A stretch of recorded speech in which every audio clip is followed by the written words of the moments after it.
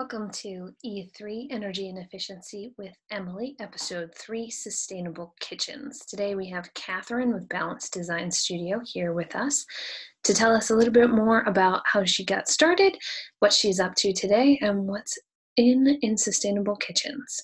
Catherine, tell us a little bit more about yourself. Okay, so Balanced Design Studio and how I got started. I got started actually in a different field entirely. I was IT and marketing and consulting, and we moved to Maine, and we had two little kids, and it was right after the tech boom had burst, and I wanted to be home with the kids. Yeah. And we were renovating a property, and with the intent to live in it and then rent out or sell the other two units. And I did all the design and purchasing and sort of project management for that. And my husband was the implementer. And it was a great way to stay home with the kids. And so that's when and in that part of that journey, when you have kids, that's when, prior to that, I was eating gravy fries for breakfast. I didn't think about health at all. And when you're pregnant, that's when you're like, wow, I better pay attention to a lot more stuff. Yeah. And I really did that's the beginning of that journey on health. And it coincided with a journey on building, because we were renovating these properties. And so that was sort of the kickoff to getting into the design field. Cool. And as far as what Balanced Design Studio is up to these days, I am an independent designer working in concert with Steve Constantino and the guys at Performance Building Supply to bring healthy cabinets to Maine. Yeah, I know that's definitely been something that's been missing kind of in the market is, there's lots of places that you could go and get, cabinetry. And when he, started with Performance Building Supply, and it was like, oh, do you have a line of cabinetries? And he's like, well, no, not yet, or whatever. So I was so excited when you guys kind of started to partner together and bring that, because I'm always looking for a place to send my clients and for a place for them to get educated on, like, what does it mean to build a more sustainable kitchen, or, yeah. Even as simple as, like, what does it mean to get a kitchen that isn't painted with, high VOCs or loaded with formaldehyde? I mean, things that people don't think about. So it isn't right. No, and that's funny, because that's exactly what Steve's story was. Is I approached him and I said, hey, I'd like to go out on my own, but and I knew him because our children went to the same school. And he said, people have been asking. I'm delighted that you're asking too, because we'd love to have someone. So it's a good match. Yeah, it is a fantastic match, and it's for us, being an architect is one thing, being able to design a building, and then for me, on top of that, keeping up with whatever is new in building science, and then on top of that, keeping up with whatever is new in products, and yes, you can get. It's just, it can be overwhelming. So then, we have a client, and they're like, well, where can I see a triple pane window, or where can I go and look at cabinetry? I know when I first moved to Maine back in 2007, I was working on a LEED project, and they had, I don't remember if it was corn husk or wheat based center of the doors, and I don't remember where they were coming from, but it was sort of maybe just in that beginning part where people were starting to think about what cabinetry was made of. Yes. So incredibly expensive just to get it. Yes. Let alone where to look or what, might be into it. So right. You get in through the process and find out the expense, and it's like, ugh. You're like, I want to do as good as I can, but, And especially where that's just, the case in a number of products, it all adds up too. Yeah. And I'm excited to say that that's not the story anymore. And I think it makes sense that it's the story when, you're in that early adopter phase. Sure. But as that Sherwin-Williams makes a no VOC paint that you can use in cabinetry. It's scary for cabinet companies to use because it is not the same manufacturing process. It's very different. Mm-hmm. But if you own the company and you are minded in that way and want to bring that to the world, it's not like you have to invent the wheel. And that's huge. It makes it a venture that's feasible. Yeah, that's great. So what are you seeing more recently in trends in sustainable cabinetry? Well, the big news in that's really great news is that the cabinet carcasses, and this has been over a decade long of environmental legislation in the works. Obama signed in 2010 major regulation to reduce formaldehyde emissions, UF emissions. And of course, you can't do that overnight. And so it actually took effect last month, March of 2019, 2019, where now, regardless of whether it's made in the US or whether it's made anywhere, if it's brought into the US, the level of emissions has to be radically lower than what it has been. So that's exciting. Yeah. But anyone who has teenagers knows that you can have all the regulations you want, but unless you're prepared to watch all the time, there's going to be some level of infractions of that. And lumber liquidators is a good example of that. I'm not sure so I don't want to just throw that around, but in 2015, lumber liquidators it was discovered that they were selling laminate flooring and saying it was CARB 2 compliant, and it was 20 times the level of CARB 2 levels. And they just settled, I think last year, for $33 million in fines and settlement costs, and then millions of dollars on top of that. So I'm delighted we have regulation and wouldn't want to be without it, but it should not be construed as a fail-safe, Yeah. because unless you're watching constantly, you don't. And when it's chemicals, it's easier to check. You can do the statistical significance test to know how big the sample has to be, and you can really check. And so that's why lumber liquidators got caught. If you're talking about something more philosophical like fair trade, and I know that's not in carcasses, but if you're talking about FSC certified for that matter, where it's, the wood that comes through doesn't look any different, you can't chemically test it to say, then some level of fraud is there. And the scary part is you have no idea how much. Because if you knew, you would have caught it in the first place. Yeah. So, so the story is a good story with cabinet carcasses, and I hope that the story is going to be equally great with cabinet coatings. To have healthy coatings. But as I say, unless the marketplace starts really demanding that, I'm constantly scouring the market for new brands to carry that offer healthy coatings, and there aren't many.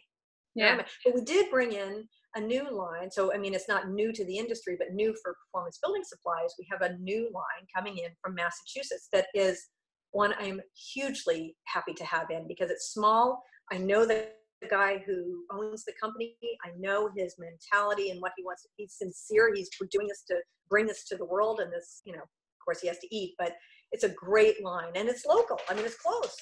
Well, I know that's part of the challenge in green building too, is that sometimes, when we look at it and the fact that you still can't get an equivalent triple pane window that's made in the United States. I mean, they're doing so much, and they're pushing the envelope, and even some local places here in Maine are really trying hard to kind of meet that. But when you have to think about it, you're like, it's got to be on a boat for 8 weeks, or okay, well, this is a far superior product and we really should use it, but what is the emissions that's in part of it? So I love the fact that you have something that's coming from Massachusetts, something from the Northeast, thinking about, what's produced in the Northeast and using local materials and coatings, for us is so incredibly important, because we're working on, high performance homes. So we're working on, not just what's in your material, but the fact that your house is a lot tighter. And so all those things are just really compounded within a structure, because it's like, oh, well, that low VOC paint, wasn't maybe as big of an issue, for the high VOCs back when we didn't have a stitch of insulation, and, the wind just kind of blew through the house and everybody had foundations. But we're getting to the point where, A, we can't afford to live in those, and why would you want to be uncomfortable all the time? And B, the tighter we build, the more we have to think about then every single thing that you put inside the structure. So absolutely right. And it really is, it's hard because of course it's invisible, and so it's not intuitive to the human brain to, hey, it's invisible, it's not. And I had a client ask me about that just recently. She's building a very, very tight home, and was asking about, I think she was asking about ventilation, and said something about, my architect said I have to have this air exchanger, and I'm not really sure I understand why, but I don't think we have to worry about, we were talking about the hood, and and having to be cautious about whether it's really doing a heavy hitting job.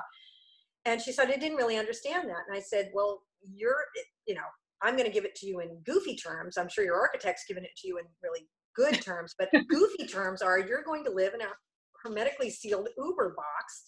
And imagine if you have this thing and all of a sudden you turn on a high powered fan, and more to the point. So that's the ventilation aspect. But now think about the furnishings that you're bringing in, flame retardants on your sofas and formaldehyde and these boxes. And I can tell the difference in our cabinet lines, ones that come in, because we do carry conventional brands too, just in case that's what people need or elements of it we can pull in. One factory I can go through and I need a mask, and another factory I can walk through the entire plant and not know the difference. Yeah. And it's huge. It's huge. So you're bringing that into a place that no air is moving naturally, not like, my original first house where you had to shovel the door from the inside when it snowed.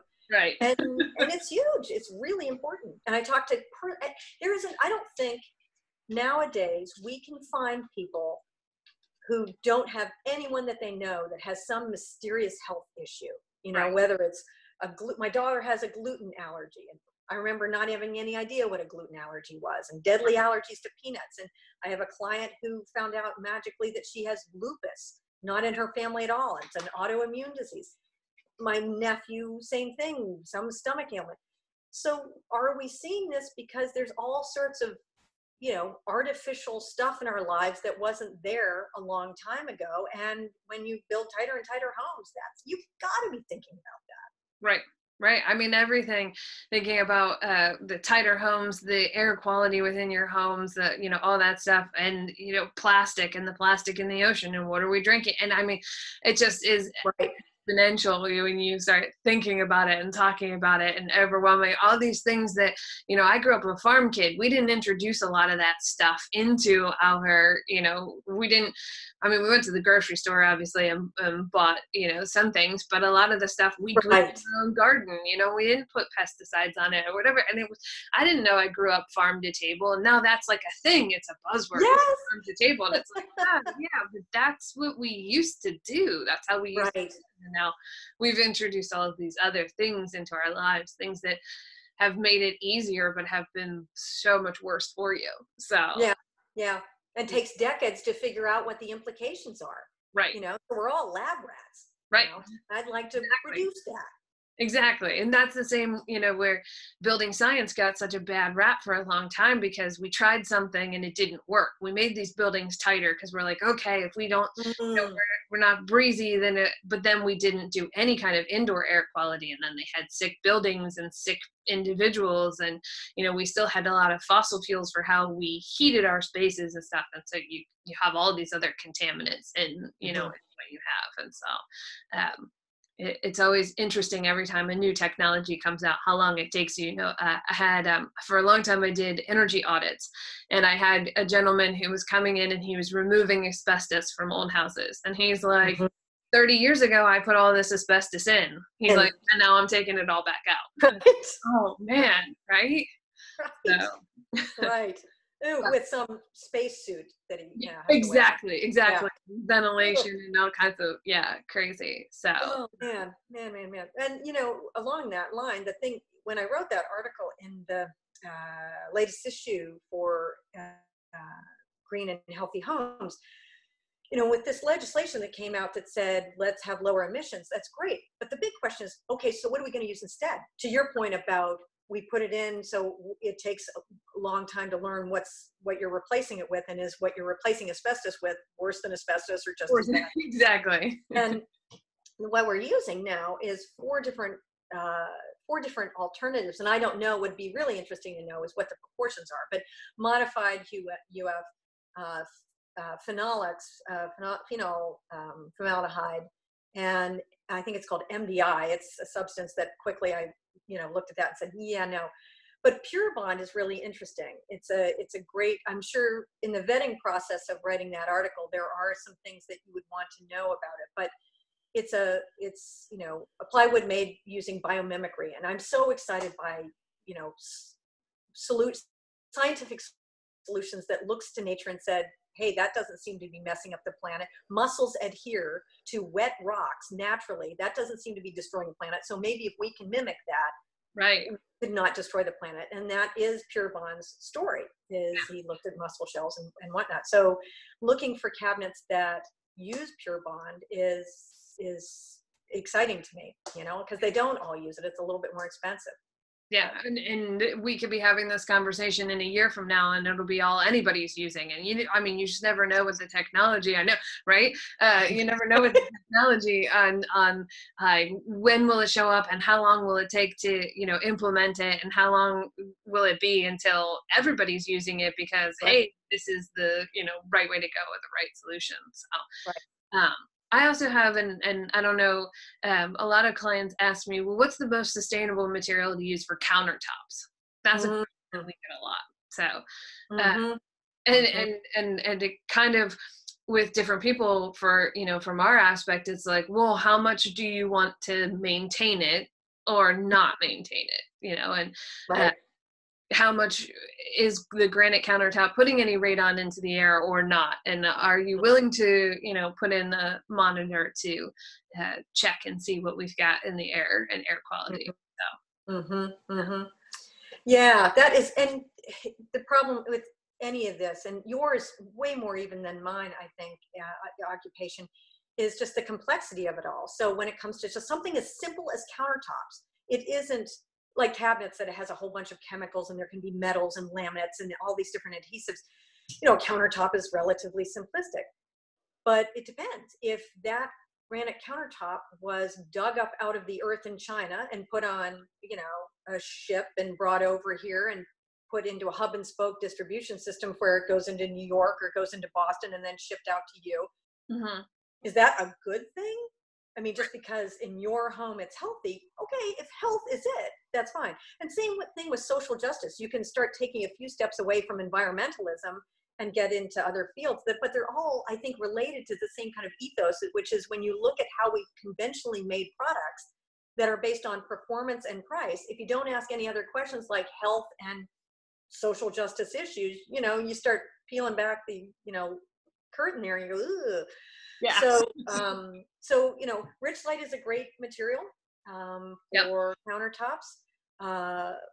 What you do with it when you're done with it is an interesting question. Yeah. Um, but I love it as a countertop, and I'm not a laminate snob either. I mean, I hate to say that. Everyone's gonna be like, laminate? But I mean, Pionite is made, what, in Auburn?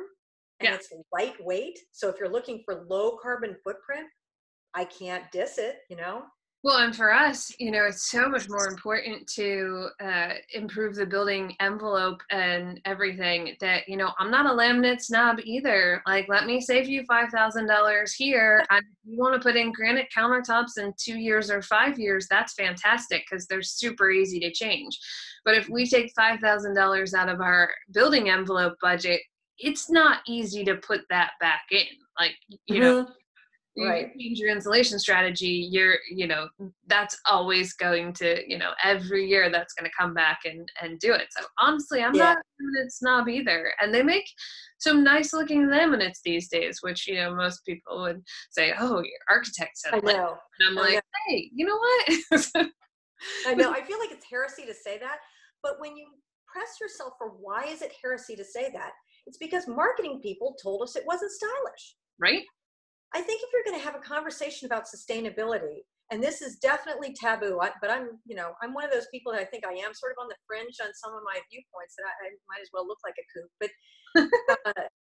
that to have a conversation about sustainability, you can't ignore consumption.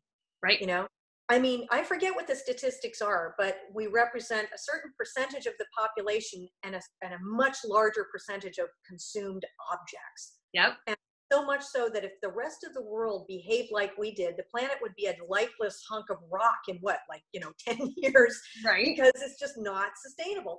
And so, you know, when I think about that, I can't help but say, if the reason why you wouldn't buy something is simply because a marketing person told you it's not fashionable, then make sure you're thinking for yourself, you Right. know? And I mean, within reason. If laminate's not for you, I'm not pushing laminate. I don't think I've sold a laminate countertop in a long time. But I Right. also wouldn't look at someone and say, oh, you can't use laminate. You know, I Right. wouldn't do that. It has its own story. Well, and there's pluses and minuses to everything. And if you can hit it in 80%, then you're doing great. I mean, you're already well and above somebody who didn't even think about that, as part of it. And kitchens, I mean, I don't know what you've seen, but for us is, what's the lifespan of a kitchen? Oh yeah. A lot of the stuff that is coming back in that's popular. I mean, what a KitchenAid's releasing all of those appliance colors this year that are like circa the 60s, all of the, champagne colors and all of that. Well, everybody ripped all that stuff out and they were like, that's not cool. Nobody wants this anymore. And now everybody's like, I want to recreate that.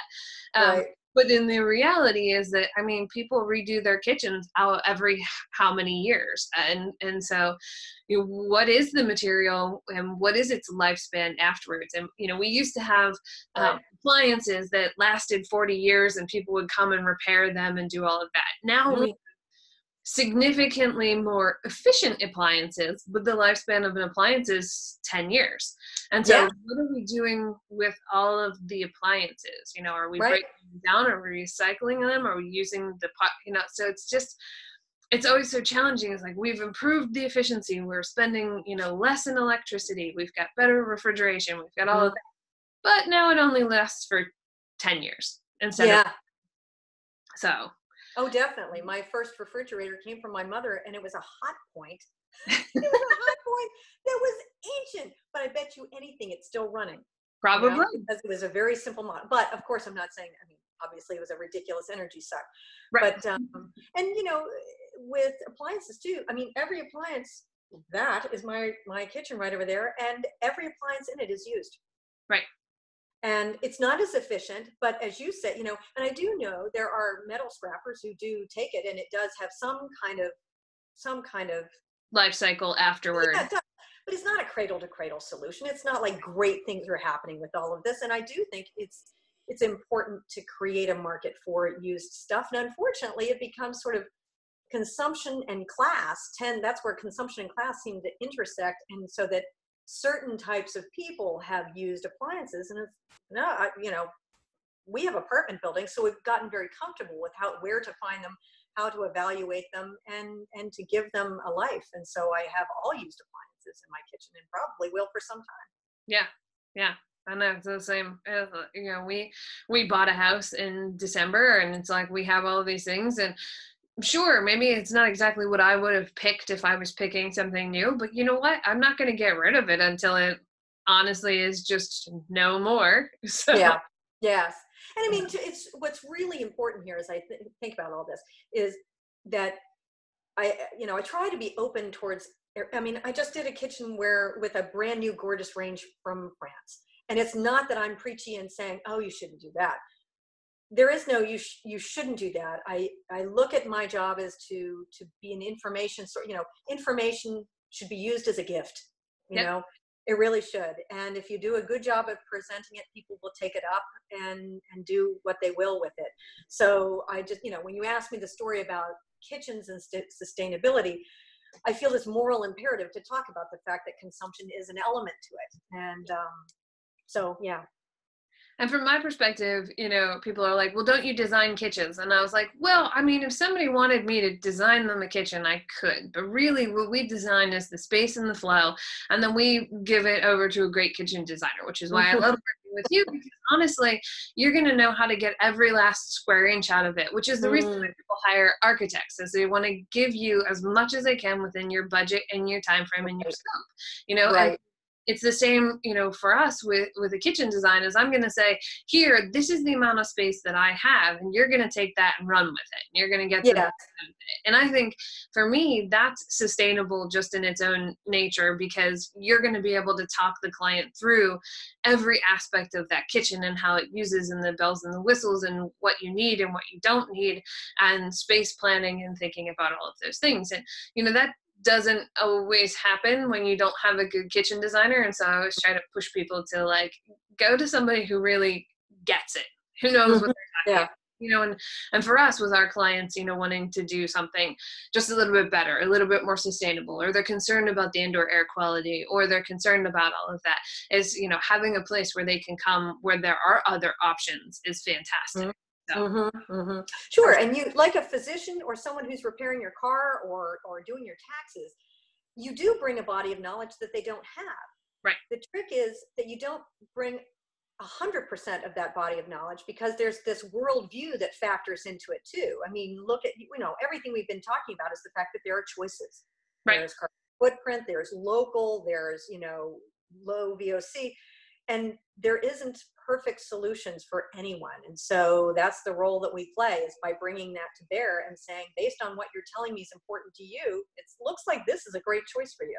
Yeah, this is what and I think that's the best part, is being able to listen and hear what's super important to the client, and then being able to deliver on that. And in my mind, that is sustainable, because sustainability it really means something different to everybody. They want to use local labor and produce local jobs, and have something that's not being trucked from California or flown over from the overseas. And or there's other people who say, look, I have asthma, I need to really think about what goes into this product, and how we're going to handle any kind of off-gassing that it might have. And you're right, not everything that's the best product is going to be made locally. Like, wouldn't that be amazing? Not probably ever going to happen, but right. Little micro manufacturing everywhere. Right, exactly. Little mini farms of manufacturing. So, all right, we're almost to 30 minutes, and so I just wanted to recap. Is there anything else from the article you're in the checker out in the article in the latest issue of Green and Healthy Homes, or at Performance Building Supply to check out the different cabinetry lines and everything that you have? But is there anything else that you want to kind of impart your wisdom to sustainable kitchens, or what people should think about? I think we've probably, cabinets, counters, and appliances are the three big items you put in there. So, and I think we've touched on it. There's plenty more we could always talk about at some point, but those are the biggies. And I think hopefully we've given people a lot to think about. Yeah, I know. We could sit here and talk for days or weeks about every nuance or instance of what you can, but hopefully it's just a thought process to get people thinking that when you are out there and you're thinking about designing your kitchen or doing a renovation, or you're doing a net zero or net zero ready house, to think about kind of all the different aspects. So I appreciate you popping on the podcast today and talking with us a little bit more about that. So thank you. We'll check in with you again in a couple of months, see what else is new. How about that?